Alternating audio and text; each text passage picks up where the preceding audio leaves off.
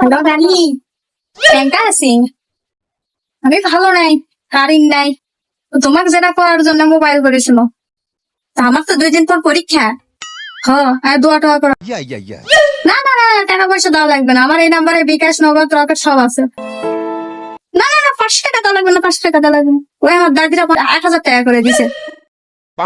চলো হলো। হ্যালো মামা। হ, ভালো আছেন? এই তো আছে। তা আমার 2 দিন পর থেকে পরীক্ষা, আমার জন্য দোয়া করবেন। আমি দোয়া টোয়া দেওয়ার জন্য ফোন দিন। না না না, টাকা পয়সা দেওয়া লাগবে না, সবাই খালি টাকা দিবে।